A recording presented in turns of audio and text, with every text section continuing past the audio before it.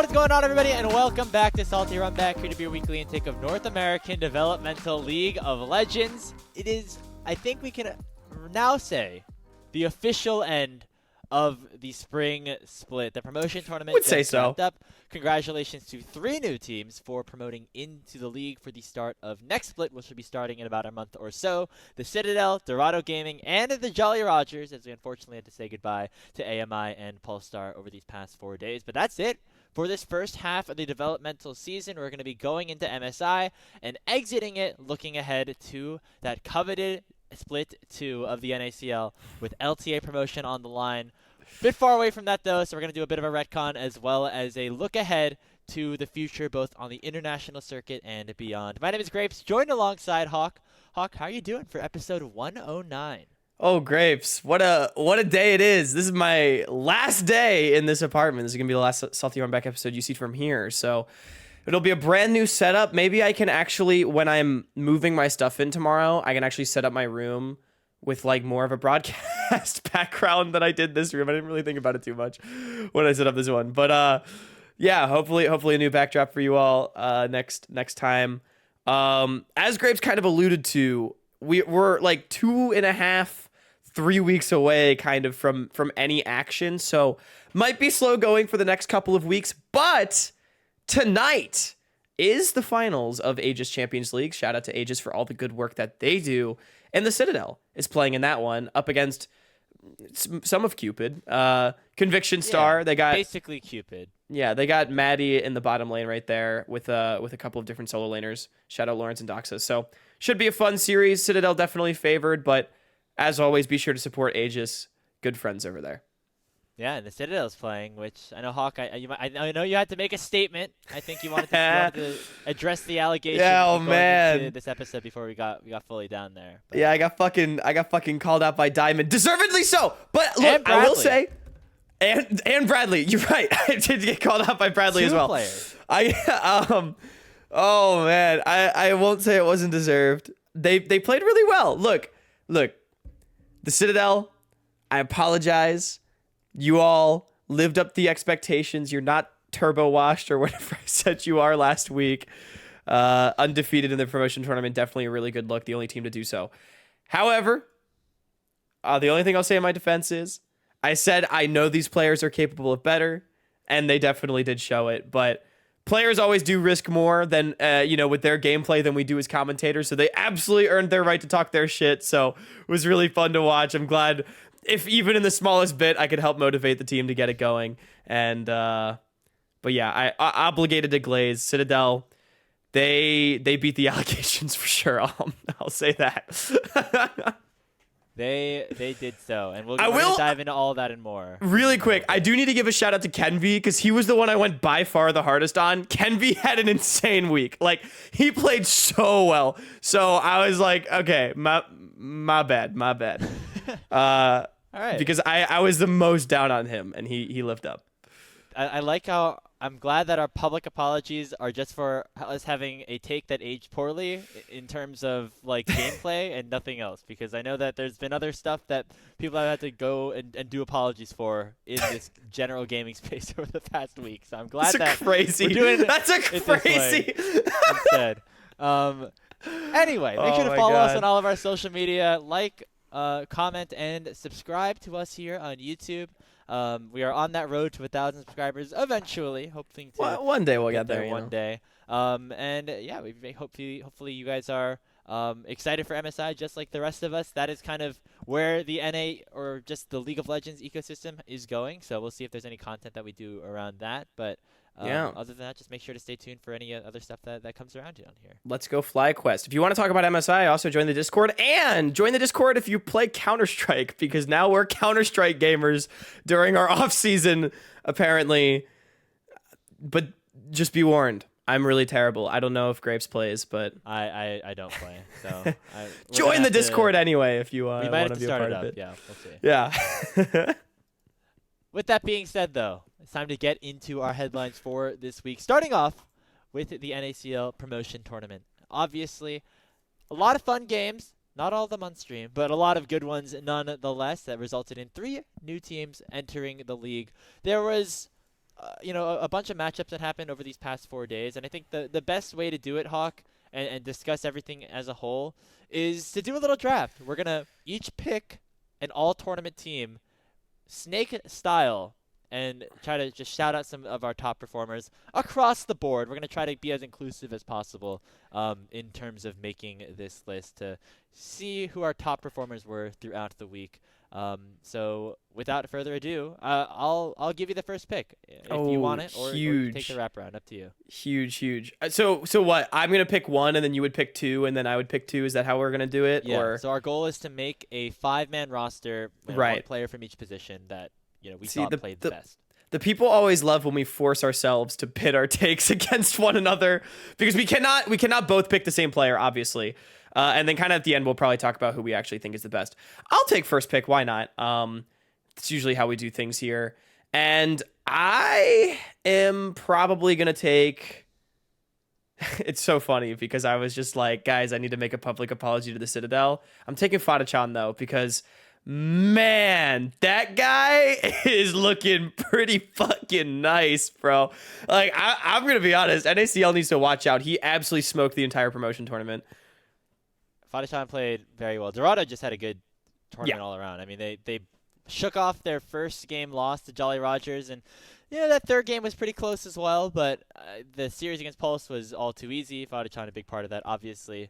And yeah, I think no question about it. He deserves a bit of a shout out there. So nicely done for you there, Hawk. I'm gonna go Kenvi from the Citadel. Yeah, as good you pick. did. Shout out to him. He had a great tournament all throughout. The Poppy game in Game 3 against AMI. I felt so bad for Apex. I felt like they couldn't really do anything that entire series. And I'm gonna go Nukes from the Jolly Rogers. Ooh. I know that he was a controversial MVP pick, but I want to shout him out. He had a great series against Pulse overall. I really think that he has stepped up and become a really great player, and I'm excited to see what he does in the NACL. That's a fun pick. I've got to say, you know what? Actually, I respect it because you didn't take two Citadel players. I would take Diamond, but I will say Nukes, dude, the Nico game, holy fuck. And really, I do think Nukes is great. Like, I think this guy is actually like an NACL type player. I think he's a huge part of that Jolly Rogers team. And so like it's not a fluke or whatever that this bottom lane made it. I think Nukes is playing great. But I will be taking Diamond as my support. What do I need? I need top, jungle, and mid. I think the question for me is, do I take... You know what? Give me Will. Give me Will for my jungler. Right. Give me another Jolly Rogers player. I think Will had a great promotion tournament. I thought game 1 against Dorado, he was one of the instrumental parts of their success. He was fucking monstrous in their series against Pulse. And I also think he played great against Apex. Yeah, shout out to Will. You thought he deserved the MVP. Absolutely. It was total robbery. So. Total robbery, man. I'm sorry. Like look, Nukes played, he had a fine series. In game 4, absolutely his. But what the fuck? Like, Will was so good all 5 games. Like, I was a little bit upset about that. Real quick, just a shout out to Jolly Rogers as a whole. There's just such the team of drama. I feel insane. Like and dude, they're like they're the heart palpitations team. They're the Dragoon and Sudsy team, the promotion, that group of players that goes in and plays in the promotion tournament, and they always provide cinema, they always provide entertainment, so I want to just give them some love. I can't believe for a second I thought the magic had run out. I mean, when we went into that pause in game 4, I was like, it's over. Like, the Dragoon, Sudsy, all of the legends, like, it's done. And then they fucking did it. I was like, what the hell? It was somehow, some way they were able to pull it out. So I'm happy. I'm very happy for them. I got 3 more players to select here. I'm gonna go with Shochi from Dorado Gaming. That's my first Dorado pick. I was probably supposed to pick Shochi, but because you already had a support, but it's fine.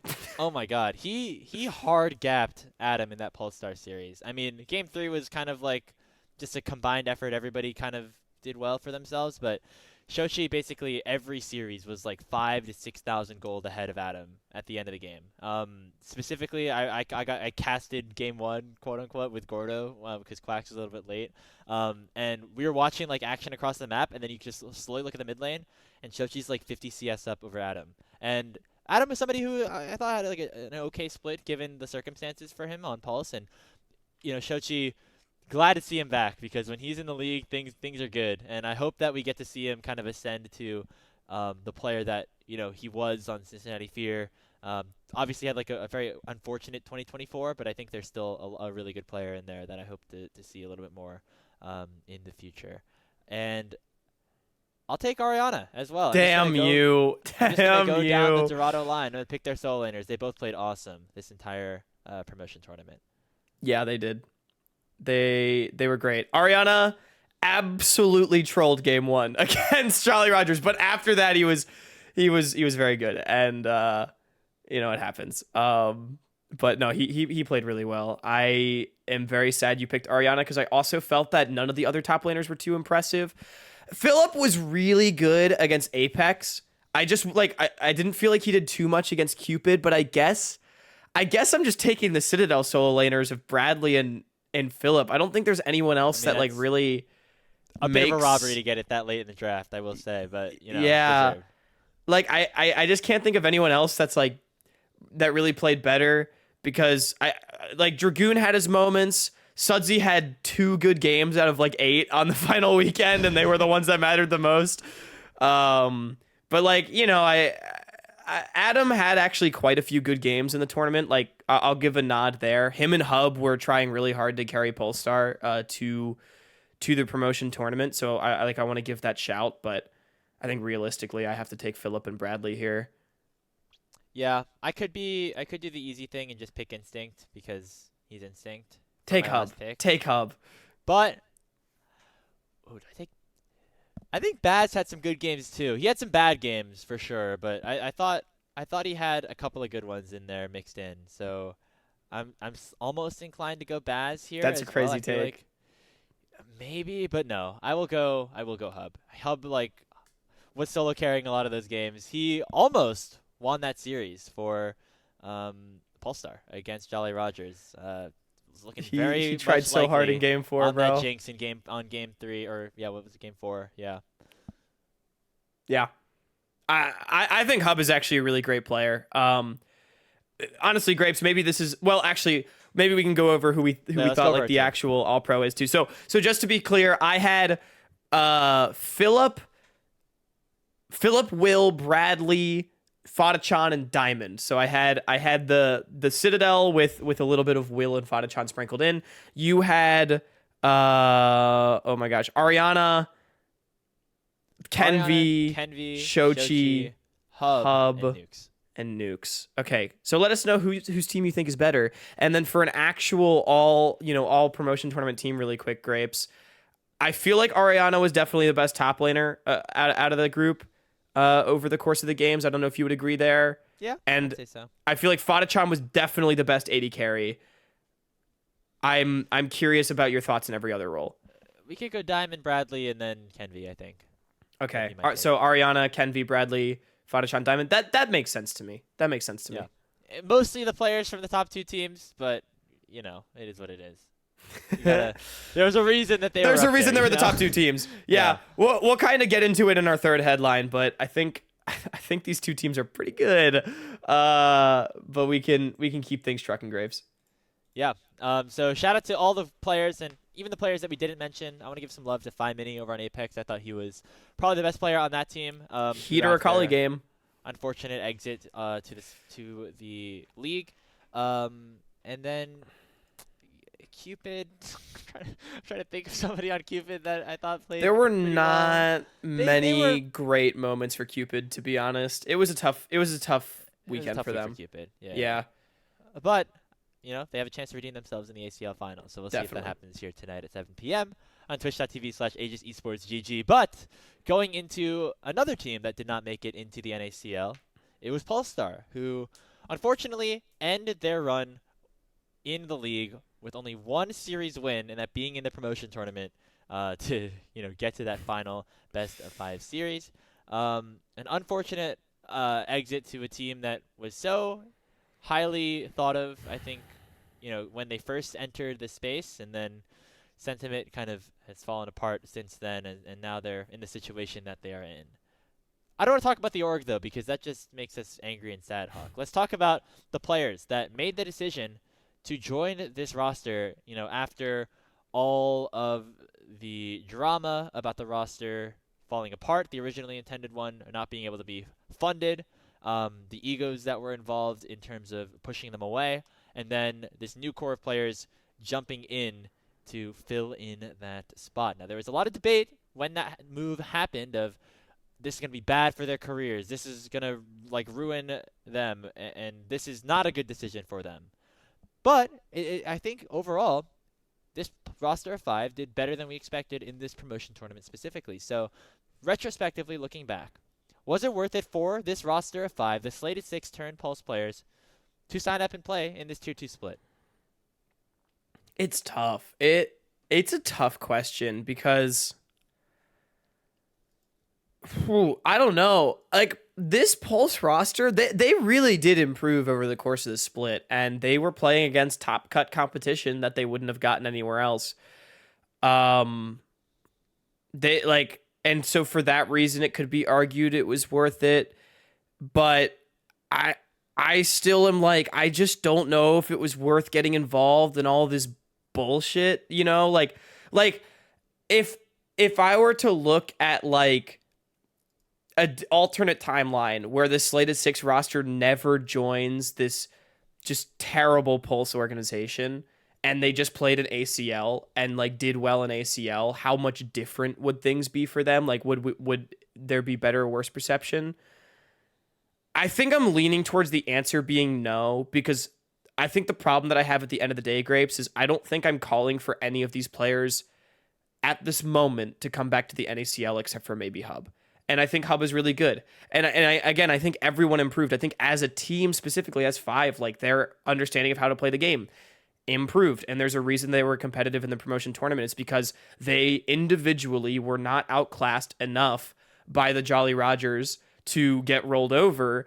And they had good enough team play to take 2 games and almost a third, right? They probably should have won game 4, but they didn't. And so I think I'm leaning towards no, because I think only one player really made the argument of they should go to NACL, and I think there was already some of those conversations for Hub anyway.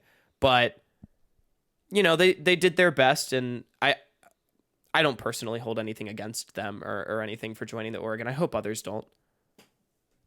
I don't know if I think Hub earned his respect by being a part of this team. I don't know how controversial of a take that is, but I think if he just played an ACL and did okay, I don't think many people would be talking about him in the way that he did. So for him, I mean, if they were in the finals of ACL right now, assuming they beat this essentially Cupid roster that they just beat, do you think? Well, I guess maybe they wouldn't have made it that far if they didn't have this NACL experience right now, but he's playing in ACL. Well, no, well, right, but I'm saying, yeah, no, I guess you're right. Those are players of similar levels, or my personal expectations of them going into the year at the very least. So that's kind of where I'm at, where the goal of these players competing is, hey, we got a chance to prove ourselves, and they wanted to bet on themselves, which there's limited opportunities to do that these days, kind of throughout esports, but particularly as a player in the NACL. So they decided to go for it, and I think some of them proved that they could maybe belong there at some point. I think it probably was too early for a lot of them in terms of the trajectory of their careers. But, as you mentioned, market improvements from a lot of their players. I think Bio looked pretty solid throughout the split. He was kind of a very consistent playmaker for them. But specifically, I want to give some shout-outs to Adam and to Hub on that team. I think that they really took this split and made the most of it. The other guys, I don't know, maybe they just didn't have it ever, regardless, and so maybe it just doesn't matter anyway. Maybe they wouldn't have found success either way. But yeah, I don't know. This is a very difficult question to answer, but I don't think that their public perception is going to be hurt too much for playing on this team, and I think that's No, a I good thing agree. I because agree. at the end of the day, you got to make the most of their opportunity, and you know what they did, even though they clearly weren't ready and they end up dropping out because of it. But I hope we see Hub, Adam, maybe Bio playing in ACL, playing in the qualifiers again, and maybe being able to build off of the experience that they had, even though it didn't end up resulting in many wins in the NACL this split. Yeah, I I'm like willing to agree there. I think the biggest, my one biggest pushback is these players have not been able to have like any sort of brand presence whatsoever because they have a defunct org, and none of them were really doing any like work on social media on their own, which is definitely like not that social media defines you as a player, but like That was most of the I orgs this year, for being honest, though.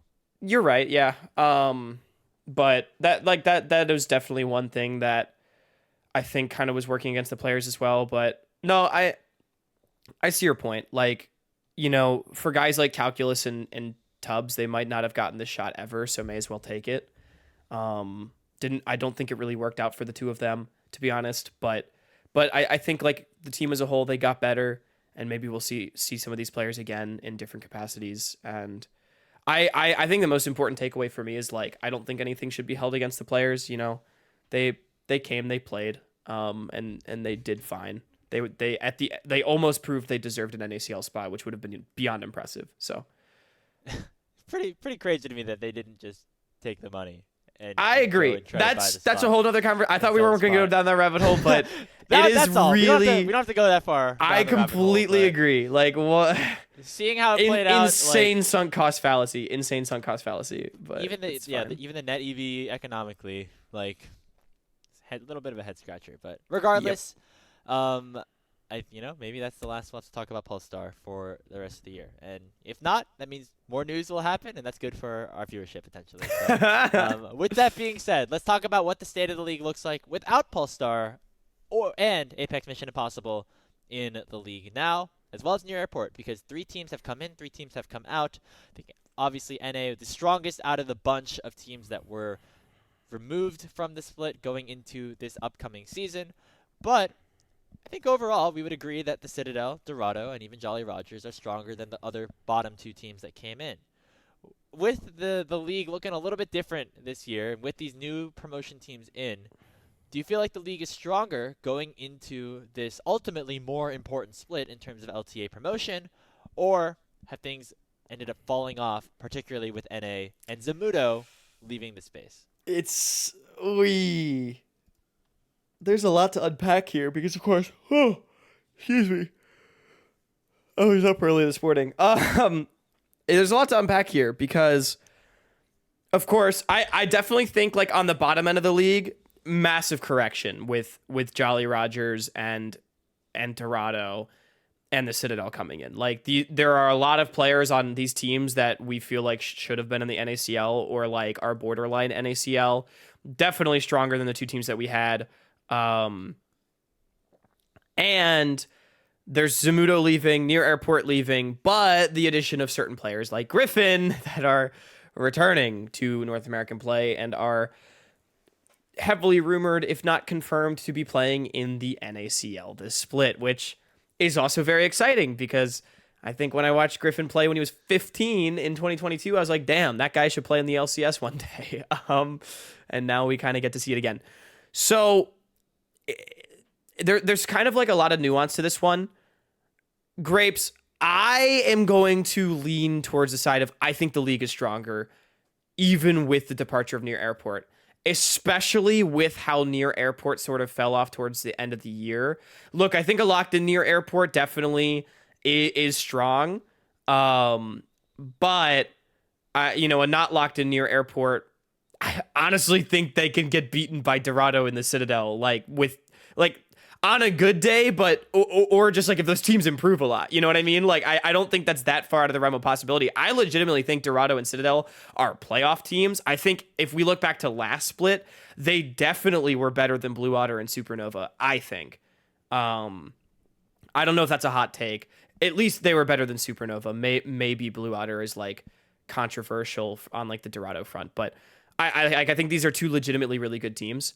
And Jolly Rogers, like, they're probably 10th, but like they're not terrible. They're gonna be competitive. Like, Dragoon's gonna smash somebody at some point. You know what I mean? It's gonna happen. I feel like they'll be like a lit esports tier.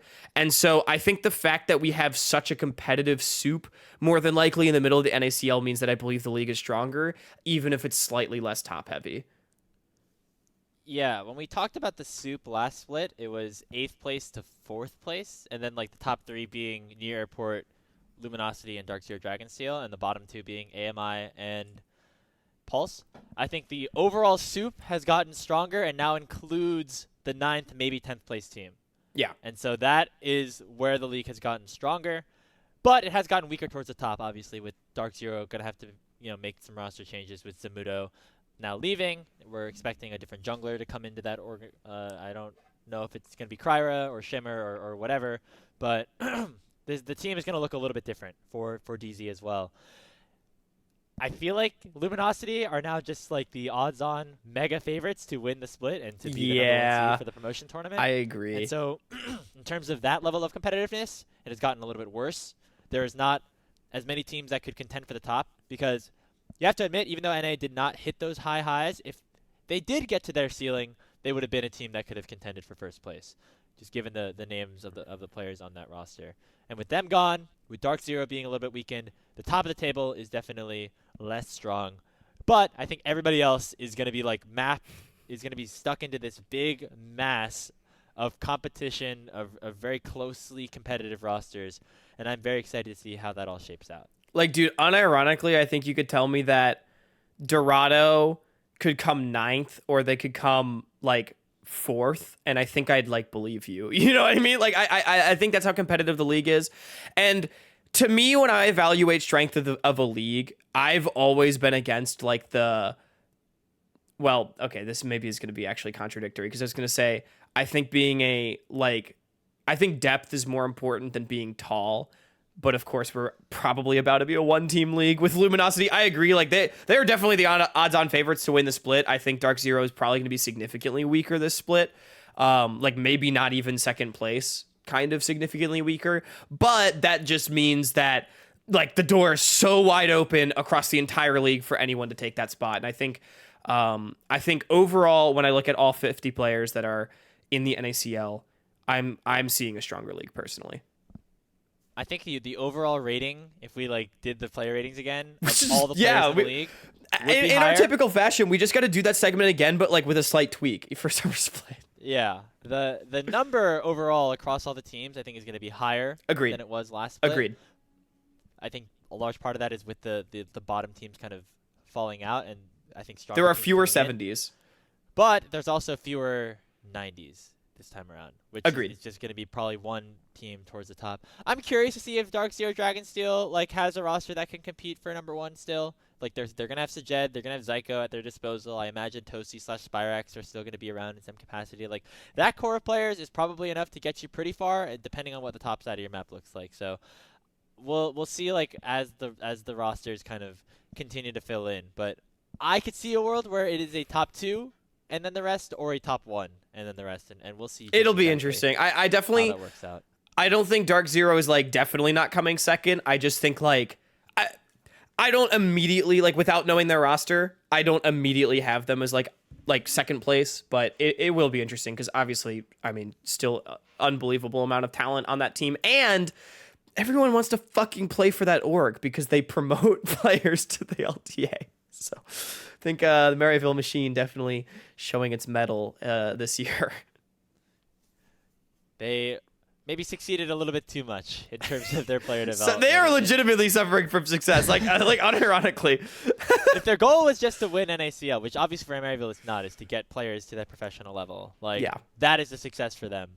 But for Dark Zero, maybe it's like, oh, we gotta like start thinking about. But that causes friction between the two orgs, which is I still think like, you know, kind of one of those underlying things where it's like I think we're gonna have a really interesting retrospective conversation in like September about like Dark Zero Maryville's year. I think it's gonna be like a fascinating retrospective. It's interesting because a lot of us have always talked about, hey, let's make CLOL the new NACL, right, or let's have these partnerships with colleges, but we're seeing it's not always like everybody. Because I don't think either party's in the wrong either. Like I don't think It's like I just think they have both different Maryville and Dark priorities. Zero are doing completely logical and normal things. You know. Yeah, definitely. Quick question before we move on to our next headline. Um, you talked about Griffin real quick. In the NACL, where like, I know we haven't seen him play competitive in a while, but would he be? Are you slotting him in best jungler coming in if he plays? I don't know. I don't know if I can immediately have him beating Tomio, but he's top 2. That All right. I'm confident that he's top 2. He might be better than Tomio. I just like honestly don't know because we've also never seen those two play against each other. We might have back in the EGP days, but it was so long ago that it's just not even a worthwhile argument Back to in be considering. wait EGP what? Yeah, Tomio was on Evil Genius's Prodigies in 2022, was he not? No, definitely not. There was no way that guy was in tier 3 in 2022. Was he on Academy team? Hang on, I'm going to Leaguepedia right now. Tomio Oh, you're right. 100%. He was Yeah. Academy. No, he was Yeah, Academy. okay. I was like, huh? But wait a minute. Did they play Improving Grounds They at might all? have, Now I'm yeah, curious. maybe there was a chance they like ran into each other in PG. But Improving regardless, Grounds 2022 spring. Hang on, guys. I'm gonna find out. it looks like they didn't play in spring, And then Griffin didn't play in summer, so and Griffith didn't play in summer. Yeah. Okay. okay. I was wrong. We might see them play for the first time together. Next headline, talking about the overall discussion of just roster movement overall in the NACL. Obviously, the top 2 teams this split will play in the promotion tournament against the top teams from the LRN, I believe, and Disguised to see who will be the next team representing the LTA North in 2026. And that means that now is the time to really lock in if you are an organization who wants to compete in Tier 1. And for Luminosity, I think that means, you keep your roster together because they're the team that won, and they're the team that, generally has, like, the core of synergy players together. But for the other teams, it seems like that means roster movement. And whether it's because they want to make the roster changes they want to, or because other players of theirs are leaving to join other teams that want to make roster moves, we are getting the feeling, now we're not a rumor pod, but our overall expectation is there's going to be a lot of different a lot of different lineups going into this next split, whether it's just internal switching around within the league or outside of it. Talked about Griffin a little bit earlier. The word on the street is that every remaining org, save for Luminosity, which is 6 teams, has changed at least 2 players. We really don't know what the rosters are going to look like. There are some rumors here and there about like where certain players are going, but for the most part, like things are still up in the air, at least as far as our ears are concerned. So that's not the point of this headline. But with it basically being confirmed that there is a significant amount of change in that very exciting middle soup that we've sort of been alluding to, Grapes, the question sort of becomes, is there a core of 2 or more players that we really want to see playing together still in this split? Whether it's on the same team or on a different team, it doesn't really matter. Are there players that we want to see play together again?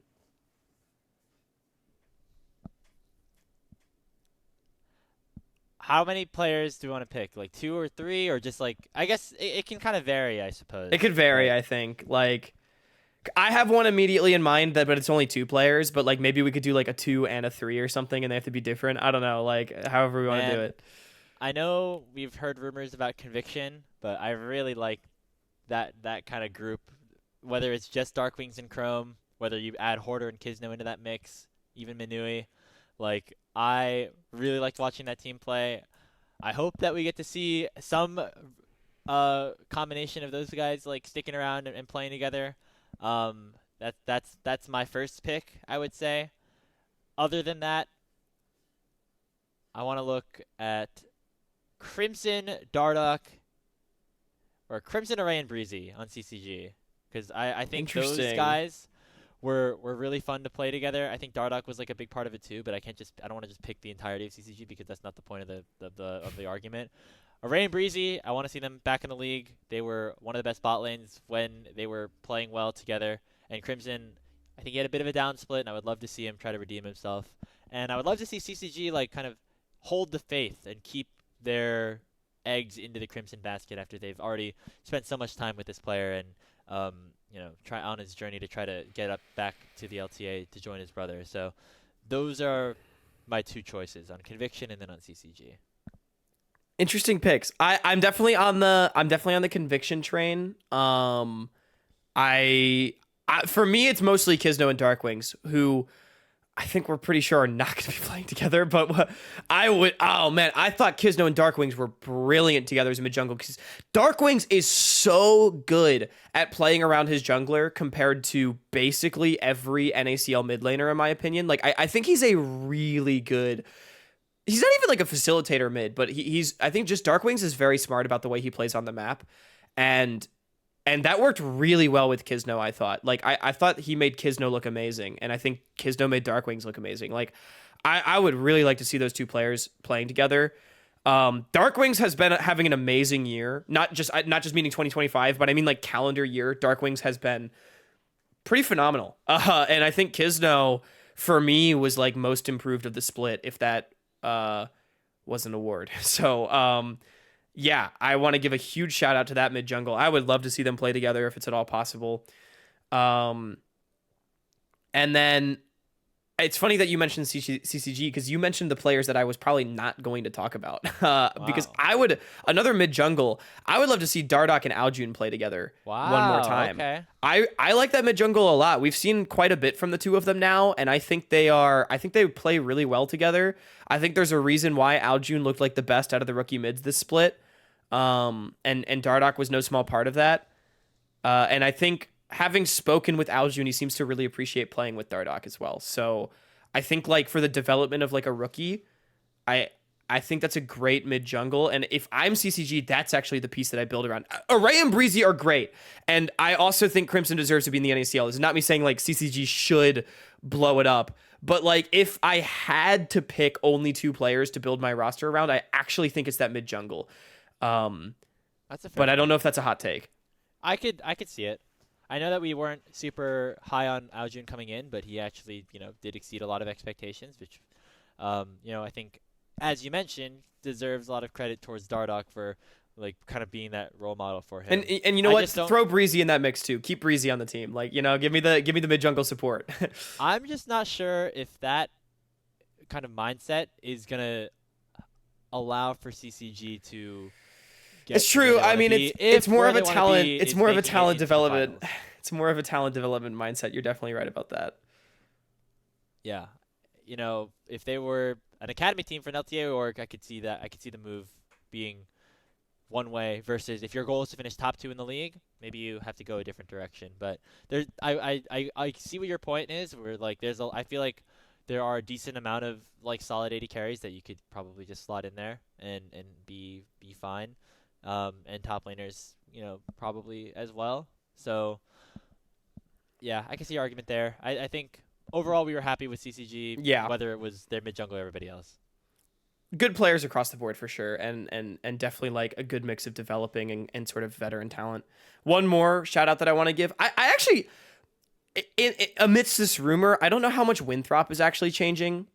To be completely honest, like they might be running it back for like the 4th year. Collegiate programs are kind of different, but regardless, Mobility and Denethor, keep these guys together until the fucking sun burns out, bro. Like, please, they're so fun to watch. The side lane powerhouse of Winthrop is like insane. Agreed. I would love to see Winthrop back, at least with those guys, and we'll see what the rest of the situations look like. I too. could watch Mobility and Denethor play on teams together at like till the end of the earth. Like, yeah. I very much agree. Any chance we see a near airport player in the league for Split 2?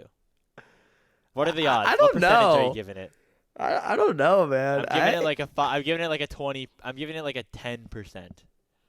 And it would have to be Spica, I think. I think it has to be Spica or Poe Belter if he's not going to Disguise. Nah, We he's still done. don't fucking know who Disguise mid laner is, by the way, which is like a little concerning to me, but it's fine.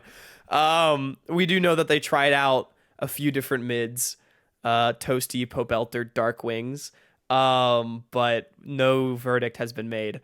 I think it's unlikely. I don't think Spica goes to an NACL team where Because you also didn't Spica say that like he only wanted to play if it was like the double if version of Near Airport or whatever. Like he didn't want to play with like randoms in the bottom lane. So I don't remember exactly, but you could be right. like I definitely don't think TF plays, and I definitely don't think Bio plays, and I definitely don't think double if plays. And so honestly, I would say it's more likely that Pope Elter plays, and that's if he's not going to disguise somehow. But that also just feels like very unlikely. 5%. 5%. Yeah. Maybe that's more like it. Sushi, maybe if he. If Counts. that okay, if sushi counts, I could see that. He's a Sushi definitely. That was a last minute. Definitely good player. Yeah, he was on the team. Yeah. That raises his stock to like 30% if Sushi counts. Yeah, I'm excited to see the roster mania. We'll obviously talk about it when things start to get confirmed. I would expect that to be closer to the end of MSI though. So speaking of that, let's dive into our final headline, which we're going to talk about the Midseason Invitational just a little bit, as it is the premier tournament that is happening going into this next portion of the calendar year. FlyQuest is competing, obviously. Furia is competing. Shout out to ThinkCard over there. 5 full Brazilian roster, making it representing the LTA South.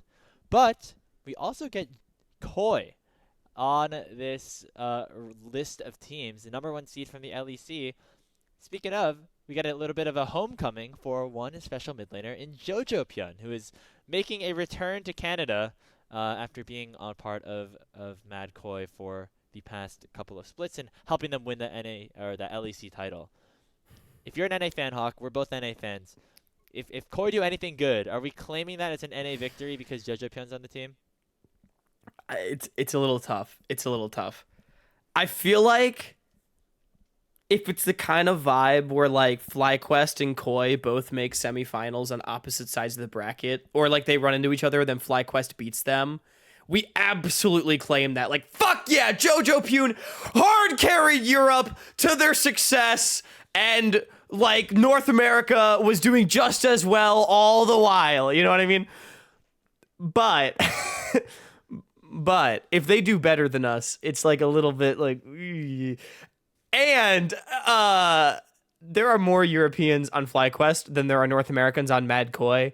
And so I don't really know if I want to give the Europeans like the pass to like claim FlyQuest, you know, cuz I think that would piss me off.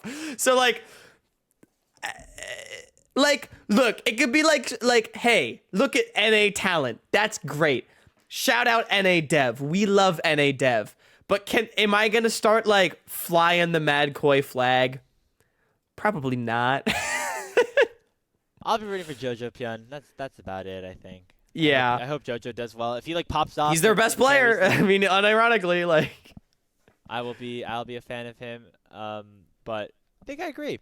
Definitely rooting for FlyQuest over them. And then I don't know, Hawk. I'm like all over the place in terms of my fandom for this tournament because I was on the LPL broadcast. Yeah, man. American, so I watched the LCK a little bit as well, and now JoJo's in EU. I'm kind of rooting for everybody. I don't have like a villain that I can really like pick up against, except maybe like G2.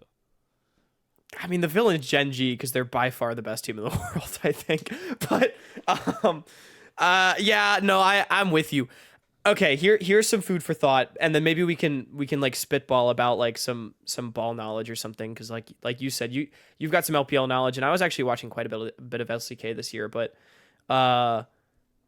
Mad Koi versus FlyQuest, you know, 1 seeds out of the bitter rivals, who wins? Is FlyQuest gonna crush Europe's dreams for the like 3rd consecutive international? I would love to think so. I honestly think that, you know, even though FlyQuest didn't have the best like season overall, like they were challenged a lot more than maybe they were last split, and they kind of had their ups and downs. I think just the talent on this team is like very much able to compete with some of the best teams in the world. And so I am actually like pretty hopeful about what we could do internationally, especially because watching a lot of the LPL, I'm not super sure about how good those teams are going to be doing here. I specifically BLG, they looked horrible kind of towards the back half of their playoff run. Yeah. They had like a bit of a Linsanity run when they like subbed out Wei for like the 4th time and brought in Beishuan. but he's not the full answer. And there's a lot of flaws on that team. I think AL are very good, but I could see a world where FlyQuest compete with them. I don't think that the LPL is super infallible this split. I think it's been a relatively down split for them in terms of gameplay quality, and I maybe that's just a credit to how well the LCK is gonna do. But I'm gonna use it as cope to say that NA could do pretty good, and I think that FlyQuest have a good chance. I'm very aligned with your take because what little LPL admittedly I watched, I'm going to be honest with you guys, I don't know who the fuck is beating Gen G because it's certainly not MSI Faker, and this LPL is yeah, like AL to me feels very individually talented and their team fighting is disgusting, but like also the way they play the map, like bro, they just run through 100 brick walls and like hope they make it. Like I swear to God. And I agree with you. I'm not impressed by BLG. Even on an individual level, I feel like BLG is kind of down. Like I feel like guys like Bin and Elk, who we once considered to be like best in role in the world, they don't look like that to me right now. Knight had a good finals, but or bad finals, I should say, but he's definitely the best player Knight on is that great. team. Yeah. He's very, very good still. But everybody else, I would agree with you. Like, On, Elk, Beishuan, Bin, like, they are not top of their class in their role right now in terms of, like, the rest of the world. I would be afraid for FlyQuest against AL and then definitely the Korean teams. I think BLG may be beatable. And I do think I agree with you. I think just on an individual level, I do think FlyQuest just has more talent than the European teams. I don't think that's a hot take at this point. Even when, like, I think there's been some mechanical mistakes from, like, Masu here and there, and Quad, and Bwipwo. Like, this team's definitely not perfect. FlyQuest also has a little bit of, like, LPL over fighting instead of just defending, like, the space that they've won. But I think on an individual level, like guys like Busio have dude, what the fuck? Like, Busio's going crazy this split. Inspired is the best player in the West right now. I don't think that's even, like, a controversial take. Yeah, I think FlyQuest like definitely has some sauce in this tournament. I think like a semifinal berth would be a huge win. I'm just hoping we beat Europe. Because even though like I think I favor FlyQuest a little bit, it's still NA versus EU. Like, bros, we gotta lock in. It's not a free win. Yeah. I mean, would you say like TL showing last year was a success? I would say so. Beat Fnatic, take T1 to 5 games. Oh yeah, at MSI, definitely. Yeah. If we get something like that, I'd be happy. You know?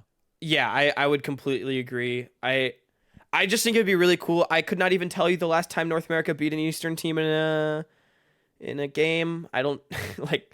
Has it ever happened? I mean, I guess like 2018 group stage. Like if you count best of ones, so it'd be really cool if FlyQuest was able to do that. I do think this is like one of the best chances we've had. We'll see if they can do it. I do feel that this FlyQuest, though, my one like temper of expectations is I think this FlyQuest is weaker than the TL and FlyQuest we sent to Worlds last year. Yeah, I mean, just given their inconsistencies this season, Yeah. I think that's fair enough. So we'll see if they like live up performance wise. Just throw a bone over to Furia, by the way, guys. This team's really fun to watch. They're gonna get absolutely waxed, but they're very mechanical and they're gonna try to hands check everyone, and they're probably gonna play like nameplates. Their offense can be cool. So shout out Furia. Hey, you know what? We'll root for them kind of second-handedly, as I guess that they're part of our region now. We have to kind of we have to say, even though we haven't watched many games of them this split. I've really not kept up with my LTA South, man. Not a caster anymore. It's been tough. We'll tap back in for MSI starting up this Friday. Make sure you guys tune in. But that's gonna do it for this episode of Salty Runback. We're going to try to find an interview with one of the players or one of the teams that promoted into the NACL and get to talk to some of those guys on their thoughts of playing in Tier 2 once again, whether it's from the Citadel, Jolly Rogers, or Dorado Gaming. So make sure you stick around, hopefully, for that this week, as well as some other content that, will eventually come through. But yeah, that's going to do it. Make sure you like, subscribe, follow us on all of our social talk, and Let's go MSI. Let's get it. Let's go MSI. Let's go FlyQuest. Jojo Pune don't do too well, but you're allowed to succeed. Beat everyone except for NA. Right. Exactly. Yeah. But check us out on our social media at Runback NA, at Hawkcasts, at Speedy Grapes. And if you thought that Citadel was always going to 5-0 promote, you can take what we said with a grain of salt. I've been Hawk. That's been Grapes. Have a good one.